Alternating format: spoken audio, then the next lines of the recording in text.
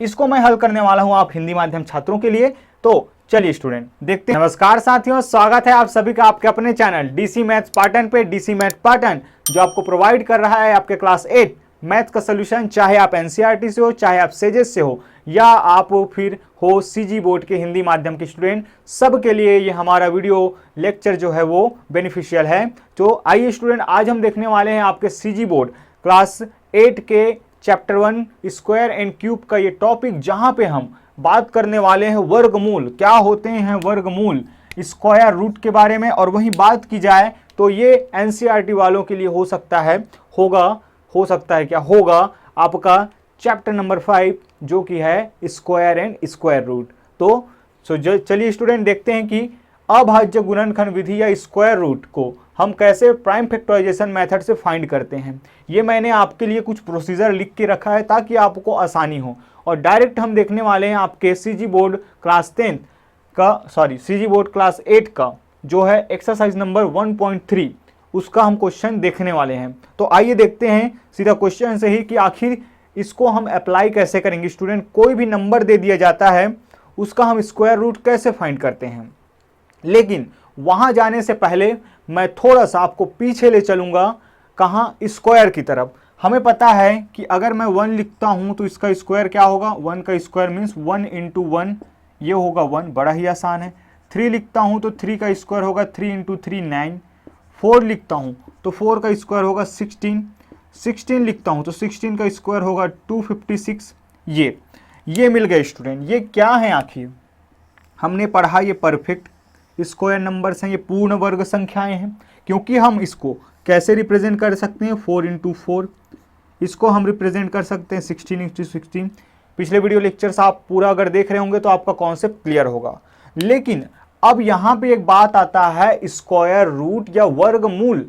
तो बड़ा ही सिंपल है स्टूडेंट, इसको मैं आपको ब्रेक करके दिखाता हूँ। वर्गमूल, स्क्वायर एंड रूट, दो यहाँ पे वर्ड मिल रहा है, स्क्वायर और रूट। वर्गमूल अगर दोनों को मिला देंगे तो वर्गमूल। मूल का मतलब आप जानते हैं, रूट का मतलब क्या होता है, जड़ होता है। क्या होता है, जड़ होता है। और वर्ग का मतलब तो आप जानते ही हैं, ये स्क्वायर का मतलब तो आप जानते हैं ये। तो आपको अब इस बार क्या फाइंड करना होगा, किसी नंबर का वर्गमूल फाइंड करना, मतलब कि वो नंबर आखिर किसका वर्ग है। जैसे अगर मैं यहाँ 256 का क्या निकालूं, वर्गमूल निकालूं, स्क्वायर रूट निकालूं, तो आप कहां जाएंगे कि ये आखिर किसका वर्ग है, ये जानने की कोशिश करेंगे। तो हमें पता चलेगा कि ये 16 का स्क्वायर है, ये 16 का स्क्वायर है। तो 256 का ध्यान रखिएगा, ये जो बड़ा नंबर है इसका स्क्वायर रूट ये कहां से आया है, इसका मूल कहां है, इसका रूट कहां है। मूल, स्क्वायर का रूट, वर्ग का मूल आखिर आया कैसे है। कोई भी बड़ा वृक्ष हो, एक बड़ा सा ट्री अगर आप देखते हैं तो वो कहां से स्टार्ट होता है, उसका जर्नी स्टूडेंट कहां से, रूट से होता है ना, एक सीड से होता है, रूट से होता है। तो सबसे नीचे स्तर पर हम जाएंगे कि आखिर स्टार्ट कहां से हुआ है। तो इस 256 का स्क्वायर रूट क्या हो जाएगा, 16। लेकिन 16 का स्क्वायर क्या हो जाएगा, 256। ध्यान रखिएगा, दोनों में बड़ा ही कंफ्यूजन होती है, वरना कि 16 का स्क्वायर 256, लेकिन 256 का स्क्वायर रूट 16, ओनली 16। और साथ ही साथ आप ये ध्यान रख लीजिएगा कि इसका जो सिंबल होता है, इसका जो साइन होता है वो कुछ इस तरीके से होता है। मैं यहाँ का जगह ले लेता हूँ, ये इसका सिंबल है स्टूडेंट, ये जो है स्क्वायर रूट का सिंबल है, ध्यान रखिएगा। या कहीं कहीं पे आपको कुछ इस तरीके से भी दिख सकता है, तो आपको घबराना नहीं है। ये रूट पावर है, रूट पावर क्या होता है, 2 होता है। रूट पावर किसके लिए, स्क्वायर रूट के लिए जो रूट पावर है वो 2 होता है। क्यों, क्योंकि स्क्वायर मीन्स पावर 2, तो रूट पावर 1/2, रूट पावर 1/2। थोड़ा डिटेल में हम बात करेंगे आगे चलकर। चलिए अब चलते हैं आपके क्वेश्चन की तरफ। अगर ये बातें समझ में आई होंगी स्टूडेंट तो जरूर कमेंट में बताइएगा सर हमें समझ आया, और नहीं आया होगा तो भी बताइएगा स्टूडेंट कि सर हमें ये बातें समझ नहीं आई, तो थोड़ा और एक्सप्लेन कीजिए। हमारा कोशिश रहता है स्टूडेंट कि हम आपके लिए फिर से उसको एक्सप्लेन कर पाएं। चलिए बढ़ते हैं आगे और देखते हैं हम सीधा आपके एक्सरसाइज 1.3 का फर्स्ट क्वेश्चन, जिसमें आपका मिल रहा है 361 का स्क्वायर रूट फाइंड करने का। मैं बता दूं स्टूडेंट, यहाँ पे आपको केवल 2 मेथड पढ़ने हैं। सबसे पहला मेथड है आपका प्राइम फैक्टराइजेशन मेथड, और इसके बाद एक मोस्ट आईएमपी आपका डिवीजन मेथड, कि जब इसकी भी कुछ लिमिटेशन है स्टूडेंट प्राइम फैक्टराइजेशन मेथड का, लेकिन वो जो डिवीजन मेथड है वो इस लिमिटेशन को क्या कर देता है, फुलफिल कर देता है, कि जब हम किसी नंबर का स्क्वायर रूट नहीं निकाल पाते हैं तो वो इस मेथड से जब नहीं निकाल पाते तब वो मेथड आपका काम आता है। तो चलिए, ये 361 है। सिंपल अभी तक जो काम करते आ रहे हैं प्राइम फैक्टर्स फाइंड करना, वही करना है। चलिए, क्योंकि फर्स्ट में आपको क्या लिखा गया है कि डिटरमाइन द प्राइम फैक्टर्स, क्या अभाज्य गुणनखंड प्राप्त करना। तो कर लेते हैं सबसे पहले क्या, बाई, लिखने का तरीका आप एग्जाम में लिखेंगे तो बाई प्राइम फैक्टराइजेशन मेथड आप पूरा लिखेंगे अभाज्य गुणनखंड विधि से, अभाज्य गुणनखंड विधि से। ये रहा 361। चलिए फाइंड करते हैं, किससे जाएगा, लास्ट में 1 दिखाई दे रहा है, तो एक बार ज़रा 3 से ट्राई कर लेते हैं। तो 3 से तो जाएगा नहीं, तो किससे ट्राई करें, तो चलिए क्या हम इसको 5 से ट्राई कर सकते हैं। तो 5 का तो रूल ही है कि लास्ट में 0 और 5। 7 से ट्राई करते हैं तो 7 से भी नहीं जाएगा स्टूडेंट। चलिए एक बार अगर चाहें तो आप देख सकते हैं, 7 5 से होगा 35, फिर ये बन जाएगा 11, 11 7 के टेबल में नहीं आता। ऐसे जब आप ट्राई करते जाएंगे स्टूडेंट, आप पाएंगे कि ये जो जाने वाला है वो जाएगा आपका 19 से, और 19 क्या है, आपका एक प्राइम नंबर है, जो कि क्या, प्राइम नंबर मीन्स जो स्वयं से डिविजिबल हो और ओनली 1 से, जो खुद से भाग जाता हो और 1 से भाग जाता हो, उसे कहते हैं हम अभाज्य संख्याएं। चलिए ये 19 टाइम्स जाएगा, क्योंकि अगर आपको लर्न हो तो ये 19 का क्या होता है, स्क्वायर होता है, तो 361 का स्क्वायर रूट 19 हो जाएगा। बट हम एग्जाम पॉइंट ऑफ व्यू से देख रहे हैं कि कैसे निकलेगा। चलिए ये तो हो गया बड़ा ही आसानी से। अब यहाँ पे आप लिखेंगे कि therefore 361 is equal to 19 into 19। ये हो गया, आपको मिल गया स्टूडेंट, फर्स्ट स्टेप हमारा कंप्लीट। हमने क्या कर लिया, प्राइम फैक्टर्स फाइंड कर लिया। मेक पेयर्स ऑफ देम, कि इनमें जितनी भी आपको फैक्टर्स फाइंड होंगे उनका क्या कर लेना, आपको पेयर्स बनाने हैं। तो यहाँ पे इसका पेयर बन रहा है। तो पेयर जब बन गया तो taking 1 number from each pair, जितने भी आपको पेयर्स बनेंगे स्टूडेंट, उनमें से क्या ले लेना है, आपको एक एक नंबर बाहर कर लेना है, एक एक नंबर बाहर कर लेना है। तो यहाँ तो केवल एक पेयर है, तो एक नंबर क्या हो जाएगा, बाहर हो जाएगा। तो यहाँ से हम लिख सकते हैं कि देयरफॉर 361 या square root of 361 is equal to 19।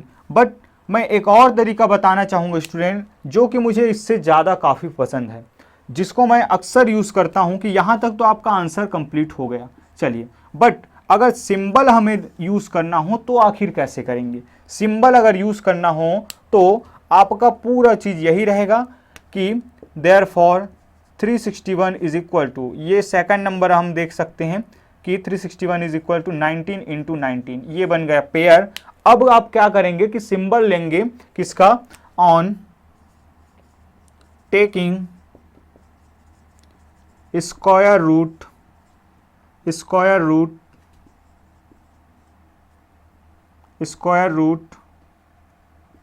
Both sides, कि दोनों ही पक्षों में आप क्या लेंगे। आप हिंदी माध्यम के हो तो लिख लीजिएगा स्टूडेंट कि दोनों ही पक्षों में क्या लेने पर, वर्गमूल लेने पर। और वर्गमूल कैसा दिखता है, तो इस तरीके से आप लिखने वाले 361 is equal to under root 19 into 19। जिसका बनेगा पेयर वो बाहर कूद जाएगा, किसके, स्क्वायर रूट के साइन से बाहर चला जाएगा। तो therefore square root of 361 is equal to 19। ये मुझे बहुत ही अच्छा लगता है, और इस तरीके से लिखने पर आप ज़्यादा ही अच्छी तरीके से इसको एक्सप्लेन कर पाते हैं, ऐसा मुझे लगता है। बाकी ये मेथड भी कोई दिक्कत वाली बात नहीं है। कैसा लगा आपको, और कौन सा आप लेना चाहेंगे या अडॉप्ट करना चाहेंगे स्टूडेंट, ज़रूर बताइएगा मुझे कमेंट में। तो आइए बढ़ते हैं स्टूडेंट आगे के नेक्स्ट क्वेश्चन की ओर, ताकि हमारा कॉन्सेप्ट और अच्छे से क्लियर हो और हम एग्ज़ाम में अपना बेस्ट दे पाएँ। सो चलिए बढ़ते हैं आगे। तो चलिए स्टूडेंट आगे बढ़ते हो, अब हम देखने वाले हैं इस क्वेश्चन नंबर 4 को। फर्स्ट का क्वेश्चन नंबर 4, जिसमें हमें इस 1024 का पता करना है कि आखिर इसका वर्गमूल क्या होगा या ये किसका स्क्वायर है, ये भी मान के चलिए। तो इसको मैं हल करने वाला हूं आप हिंदी माध्यम छात्रों के लिए। तो चलिए स्टूडेंट देखते हैं। सबसे पहले वही कहानी कि अभाज्य गुणनखंड विधि से पहला स्टेप अभाज्य गुणनखंड प्राप्त करना, तो प्राप्त कर लेते हैं जरा। तो सबसे पहले इसको 2 से ले जाएंगे, तो 2 से कितने टाइम्स जाएगा, 5 टाइम्स जाएगा, और ये 1 टाइम्स और ये 2 टाइम्स जाएगा बिल्कुल। फिर ये 2 से कितने टाइम्स जाएगा, 5 है मतलब 2 टाइम्स, तो 2 के पहाड़ा में कौन आता है, 4 आता है। कितने बार में आता है, 2 बार में आता है, तो ए बन गया। फिर एक बचने से 11 और 11 मतलब कि आसपास कौन आता है 2 के टेबल में 11 के आसपास 10 आता है, 5 टाइम्स में 10 आ जाता है, और ये बन जाएगा। फिर 1 बचेगा तो 12 जो कि 6 टाइम में आता है। फिर 2 से जाएगा स्टूडेंट, तो ये 1 टाइम्स, फिर 2 टाइम्स और ये 8 टाइम्स। अब तो आपका प्रैक्टिस इतना अच्छा हो गया होगा स्टूडेंट कि आप मुझसे भी पहले फाइंड कर लिए होंगे। चलिए फिर 2 से जाएगा ये 6 टाइम्स, ये 4 टाइम्स, फिर 2 से जाएगा ये 3, 2 एंड फिर 2 से अगर जाएगा तो 16 टाइम्स, 8 टाइम्स, 2 4 टाइम्स, काफ़ी लंबा ये चल रहा है। फिर ये जाएगा 2 टाइम्स और ये हुआ इसका अंत, मतलब कि कंप्लीट हुआ। चलिए तो इस तरीके से देयरफॉर हम लिख सकते हैं 1024 इज इक्वल टू 2 इंटू कितना है 1 2 3 4 5 6 7 8 9 10, 2 इंटू 2 इंटू 2 इंटू 2। इस तरीके से हमें 10 बार इसको लिख देना है स्टूडेंट। ये हुआ आपका 10 बार कंप्लीट। चलिए तो इनका अब युग्म बनाना है। प्राप्त जो अभाज्य गुणनखंड है उनका क्या बनाना है, अब युग्म बनाना है। तो युग्म बना लेते हैं। ये बना लिया युग्म। क्या सभी का युग्म बना, बिल्कुल बना है। आगे की कहानी क्या, प्रत्येक जोड़े में से युग्म में से क्या करना, आपको एक एक संख्या को बाहर निकाल लेना है। एक संख्या आपको बाहर निकाल लेना है।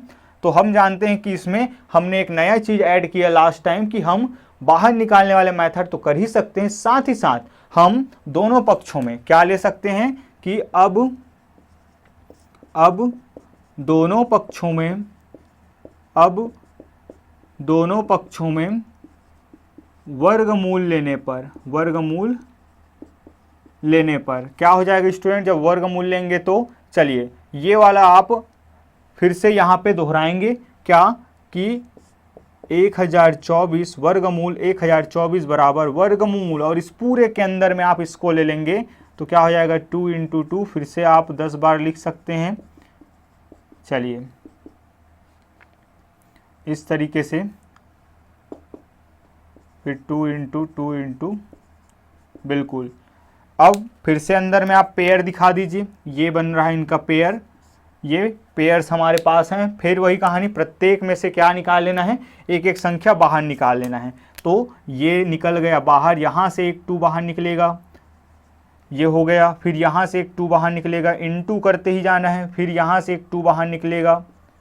फिर नीचे वाले 2 हैं तो 2 पेयर में से एक एक 2 जब बाहर निकलेगा तो ये हमें मिल जाएगा स्टूडेंट आपका 1024 के वर्गमूल का मान। क्या हमें ऐसे ही छोड़ना है, नहीं, मैंने आगे लिखा है प्राप्त संख्याओं को आपस में गुणा करना एवं गुणनफल ही अभिष्ट वर्गमूल होगा। तो चलिए इस तरीके से अब हम क्या लिख सकते हैं, वर्गमूल 1024 का मान 2 गुणा 2 4 होता है, 2 गुणा 2 4 होता है। इन दोनों का आपस में गुणा करेंगे तो 4 गुणा 4 16 और 16 दूनी हो जाएगा 32। तो 1024 का जो वर्गमूल आया स्टूडेंट वो कितना आया, 32 आया।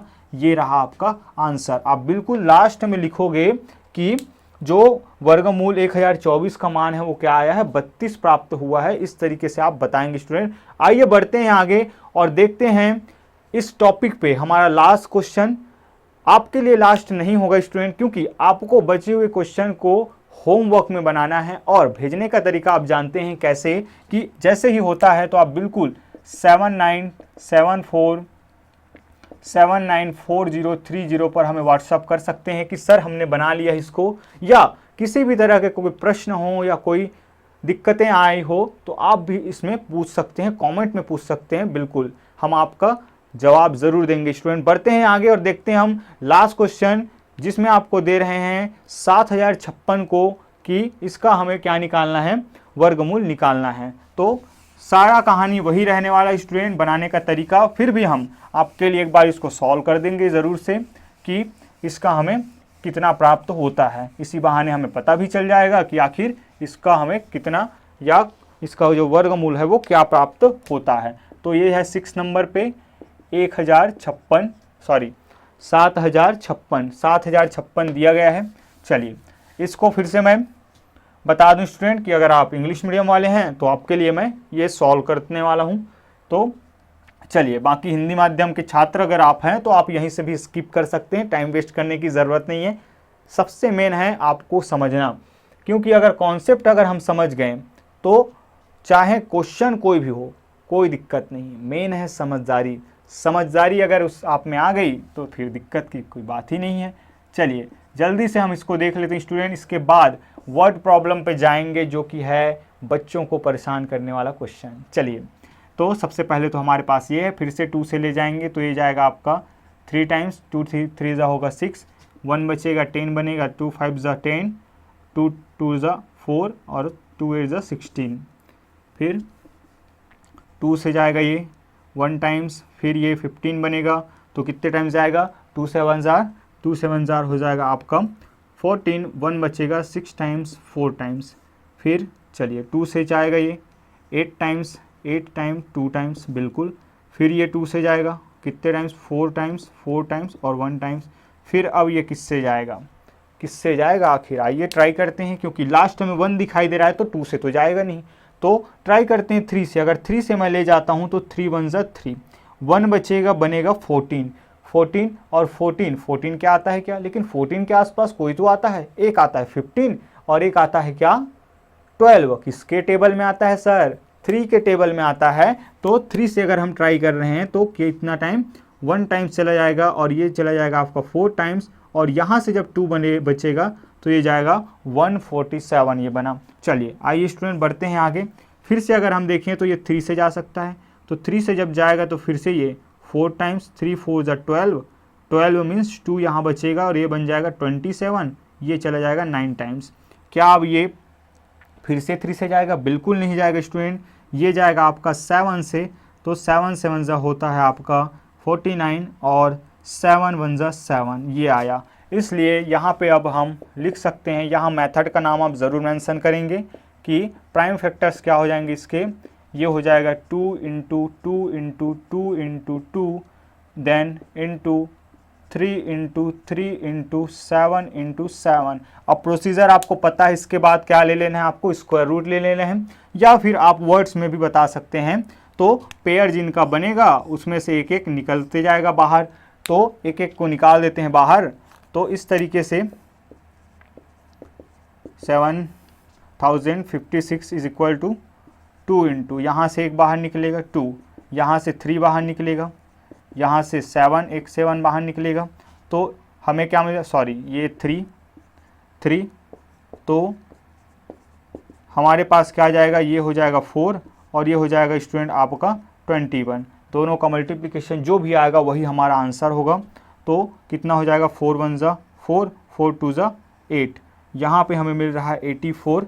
तो 84 का आपका होता है ये स्क्वायर और स्क्वायर रूट, अगर इसका अच्छा अभी बचा हुआ है, therefore square root of 7056 is 84, इस तरीके से लिख सकते हैं। और यहाँ पे आप बिल्कुल साइन का यूज़ करिए, देखने में भी काफ़ी अच्छा लगता है और समझ आता है कि आपको साइन के बारे में भी मालूम है स्टूडेंट। सो इस तरीके से हमने इस क्वेश्चन को भी कर लिया।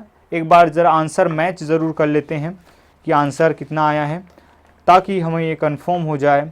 वैसे तो आंसर मैच करने का कई तरीके हैं, बट हम थोड़ा आपके आंसर जो दिए गए आंसर शीट पीछे उससे मैच कर लेते हैं कि क्या दिया गया है। ये है आपका 1.2 का 6 नंबर का क्वेश्चन है, सॉरी 1.3 का ये है 6 नंबर का 84, बिल्कुल 84 आया है स्टूडेंट, 84 हमारा आंसर आया है। चलिए बढ़ते हैं आगे और वर्ड प्रॉब्लम को हम थोड़ा फेस करते हैं। बड़ा ही आसानी से बनने वाला वो क्वेश्चन है स्टूडेंट, भले ही बड़े दिखते हैं लेकिन बड़ा है नहीं। सो चलिए, मेरा प्रयास रहेगा कि आपको बड़े ही आसानी से मैं उसको एक्सप्लेन कर पाऊँ। सो चलिए बढ़ते हैं आगे। सो आई स्टूडेंट, अब हम देखते हैं इस एक्सरसाइज 1.3 का लास्ट क्वेश्चन, क्वेश्चन नंबर 2, जो कि आपका वर्ड प्रॉब्लम्स है। और यहाँ मैं बता दूँ, बड़े दिखने में बड़ा स्टूडेंट, जैसे कि मैंने अभी अभी कहा, लेकिन ये क्वेश्चन है नहीं। आपको कुछ स्टेप मेरे साथ फॉलो करना होगा तो ये बड़े ही आसानी से बन जाएगा। क्या है वो? राज की बात ये है कि इसमें जो भी क्वेश्चन वाला लाइन होगा, जो भी फाइंड करना होगा, उसको आपको क्या ले लेना है? कोई वेरिएबल लेना है, कोई चर ले लेना है। चर मतलब कि एक्स वाई जेड, जो आपको क्या लिटरल नंबर्स हैं, अक्षर संख्या जो दिखाई देते हैं स्टूडेंट, एक्स वाई जेड, वो क्या है? आपका चर कहलाते हैं, वेरिएबल्स कहलाते हैं। चलिए, उसके बाद आपको क्या करना है? मेरे साथ इस क्वेश्चन को कम से कम अच्छे से रीड करना है, समझना है, और मैं जिस बात को बोलूं, जिस पॉइंट को बोलूं, उसको अंडरलाइन कर लेना है, ताकि आप जब बाद में भी इसको रीड करते हैं तो आपके लिए वो हेल्पफुल हो। चलिए, तो a group of boys bought 256 mangoes and distributed it among themselves. If each boy got the number of mangoes equal to the number of boys in the group, find out the number of boys in the group। Underline कीजिए इन बातों को। सबसे पहले जो total number of mangoes हैं वो कितने हैं? 256, अंडरलाइन कर लीजिए। फिर डिस्ट्रीब्यूट किए जा रहे हैं आपस में, बिल्कुल बट गया। अब उनमें से जो है each boy got the number of mangoes equal to the number of boys in the group, कि उस ग्रुप में जितने स्टूडेंट हैं, जितने बॉयज़ हैं, एक ग्रुप है, उसमें जितने बॉयज़ हैं उतने ही क्या कर रहे हैं? each boy got mangoes, तो उतने ही जो है हर एक को क्या मिल रहा है? मैंगोज मिल रहे हैं। मतलब कि आम जो है उतने ही लोगों को, जितने कि वो हैं, प्रत्येक को उतने ही आम मिल रहे हैं जितने कि वो उस ग्रुप में हैं। थोड़ा सा घुमावदार हो गया। चलिए, मैं बातों को एक्सप्लेन कर रहा हूँ आपको कि ग्रुप में मान लीजिए कि इस ग्रुप में 5 लोग हैं, मान लेते हैं 5 लोग हैं, तो इनका कहना है इस प्रश्न का कि इन 5 लोगों को भी, इसको कितना मिला? 5 आम मिला, इसको भी 5 आम मिला, इसको भी 5 आम मिला, इसको भी 5 आम मिला। क्यों? क्योंकि ये ग्रुप में कितने हैं? 5 लोग हैं। मान लीजिए कि 6 लोग हैं, तो मैं कह सकता हूं कि 6 इनको भी, 6 इनको भी, 6 इनको भी, मतलब कि सभी को क्या मिले हैं? 6 मैंगोज मिलेंगे। यही है वो पॉइंट जहां से आपका एक इक्वेशन बनेगा, और इक्वेशन की मदद से आप क्या कर सकते हैं? इसको फाइंड कर सकते हैं। तो चलिए स्टूडेंट, सबसे पहले कि गिवन डेटा जो हमारे पास है उसको लिख लेते हैं। गिवन है आपके पास total number of mangoes is equal to 256। ये क्लियर है बातें? अब मैंने कहा कि क्वेश्चन वाला जो लाइन होगा उसी को आप क्या कर लेंगे? कुछ मान लेंगे, चर मान लेंगे।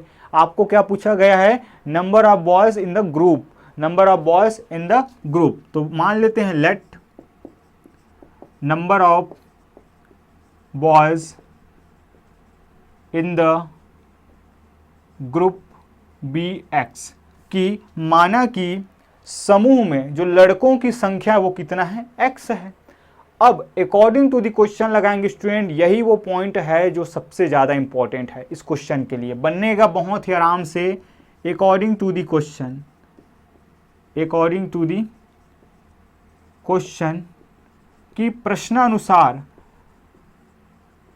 प्रश्नानुसार ये क्या कह रहे हैं कि जो इस ग्रुप में नंबर ऑफ बॉयज़ हैं, हमने क्या मान लिया? एक्स हैं, उतने ही क्या मिल रहा है? सबको आम मिल रहे हैं।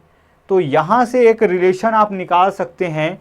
इसके लिए मैं बड़ा ही प्यारा सा एक आपको क्या देता हूँ, फिर से एक एग्जाम्पल, कि मान लीजिए कि आपकी कक्षा में कितने हैं?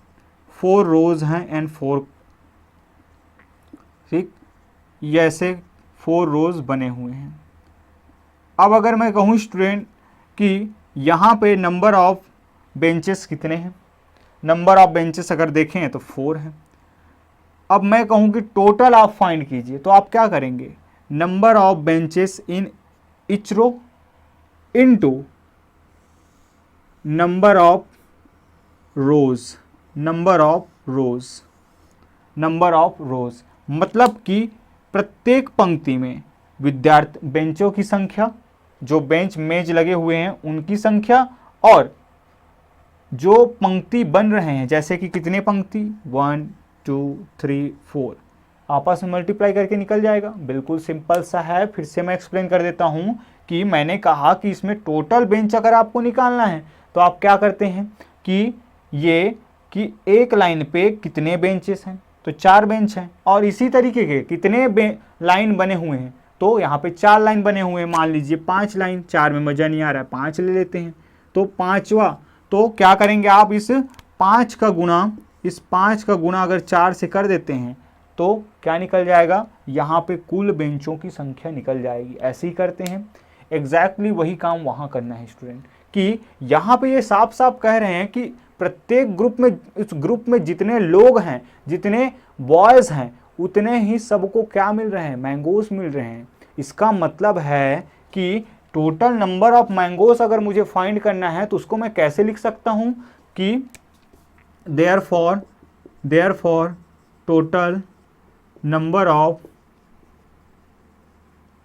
Mangoes is equal to x into x. एक x आपका रिप्रेजेंट कर रहा है क्या, number of boys in the group, और दूसरा जो रिप्रेजेंट कर रहा है उस ग्रुप के हर एक को कितना मैंगोज मिले हैं उसको। क्यों? क्योंकि क्वेश्चन ने ये कहा है कि दोनों ही इक्वल हैं। इक्वल है मतलब कि ये अगर x है तो वो भी x होगा, वो भी x होगा। तो ये यहाँ से आप लिख सकते हैं student, total number of mangoes according to the question कितना है, वो 256 है। ये रहा 256, और x इंटू एक्स क्या होता है, x स्क्वायर होता है। अब आप जानते हैं कि इधर से स्क्वायर हटेगा, इधर स्क्वायर रूट लगेगा। जानते हैं? नहीं जानते हैं तो आप दोनों ही साइड में क्या ले लीजिए, स्क्वायर रूट। फिर ये बात तो आप जानते ही होंगे स्टूडेंट कि स्क्वायर से स्क्वायर रूट कैंसल, तो यहाँ आ जाएगा x और इधर फंस जाएगा ये स्क्वायर रूट के अंतर। तो ये हो जाएगा आपका 256 is equal to x. But हमें क्या चाहिए, हमें तो इस x का पूरा वैल्यू चाहिए 256, तो इसका वैल्यू चाहिए। तो आप वैल्यू कैसे निकालेंगे, फिर से वही कहानी, अभी अभी जो करके आ रहे हैं उसी मेथड का यूज़ करके आप क्या करेंगे, अब इसका वैल्यू फाइंड करेंगे। तो आप अब लिखेंगे स्टूडेंट कि बाय प्राइम फैक्टराइजेशन मेथड, अभाज्य गुणनखंड विधि से क्या कर लेंगे, इसका 256 का फाइंड कर लेंगे प्राइम फैक्टर्स।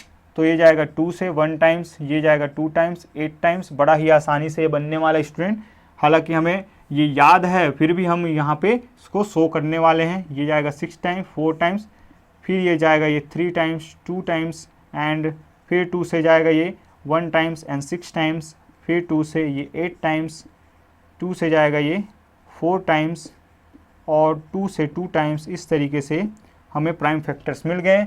देयरफॉर रूट 256 क्या लिख रहा हूँ मैं अभी, चलिए, हर क्वेश्चन में कुछ ना कुछ मिस्टेक होने की संभावना रहती है, बट मिस्टेक से हमें सीखना है। चलिए स्टूडेंट आगे बढ़ते हैं। तो यहाँ से ये क्या हो जाएगा, 256 को अगर हम देखें तो इसको मैं लिख सकता हूँ under root 2 into 2 into 2 into 2 into 2 into 2 कितने हैं, 1 2 3 4, 2 इंटू 2। पेयर बना लेते हैं, जिनका पेयर बनेगा वो जाएगा बाहर, जिनका पेयर बनेगा वो जाएगा बाहर। और इस तरीके से ये 256 अंडर रूट 256 का मान आ जाएगा 2 इंटू 2 इंटू 2 इंटू 2, और under root 256 is equal to ये 4। बिल्कुल हड़बड़ी ना करिएगा स्टूडेंट, आप अलग अलग इस तरीके से ब्रेक करके कर लीजिए। फिर 4 इंटू 4 क्या होगा, 16, 4 इंटू 4 क्या होगा, 16। और रूट 256 का वैल्यू किसके लिए फाइंड कर रहे थे हम, x के लिए फाइंड कर रहे थे। Therefore x is equal to क्या, 16। बट x है क्या, number of boys in the group. So number of boys in the group is equal to 16। ये रहा आपका आंसर स्टूडेंट। इस तरीके से हमने 1.3 का ये लास्ट क्वेश्चन भी कर लिया।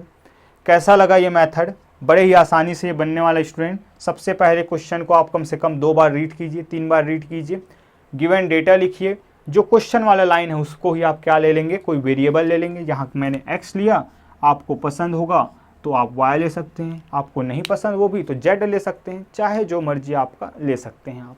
चलिए इस तरीके से फिर अब जो क्वेश्चन ने कहा अकॉर्डिंग टू दी क्वेश्चन उसके अनुसार ही हमने काम कर दिया, शो कर दिया है। चलिए इस तरीके से फिर हमने सॉल्व किया आगे 256 का प्राइम फैक्टराइजेशन मेथड से ये। फिर यहाँ से आपका स्टूडेंट ये जो स्क्वायर रूट फाइंड करना है यहाँ पे इस मेथड से ये इस एक्सरसाइज के लिए कंप्लीट होता है। नेक्स्ट वीडियो लेक्चर में हम बात करेंगे कि डिवीज़न मेथड से आखिर कैसे फाइंड किया जाता है। बहुत ही ज़्यादा इम्पॉर्टेंट और आगे वो बड़े कक्षाओं के लिए भी बहुत ज़्यादा उपयोगी स्टूडेंट, जैसे कि आप आगे मैथ फील्ड में अगर जाते हैं तो काफ़ी आपके लिए यूज़फुल होने वाला है। सो मिस ना करिएगा उसको भी। वैसे तो ये पूरा चैप्टर ही बहुत ज़्यादा इम्पॉर्टेंट है। मैं यही कहूँगा कि आप हमेशा अपना स्वास्थ्य का ख्याल रखिए, प्रैक्टिस पर ध्यान दीजिएगा, और अगर आपको हमारा ये काम पसंद आ रहा है तो शेयर करना ना भूलिएगा स्टूडेंट। अपने फ्रेंड फैमिली सर्कल के साथ शेयर जरूर कीजिएगा, क्योंकि ज्ञान बांटने से बढ़ता है, ना कि अपने पास रखने से। मिलते हैं नेक्स्ट वीडियो लेक्चर में, तब तक ले बाय बाय, जय हिंद।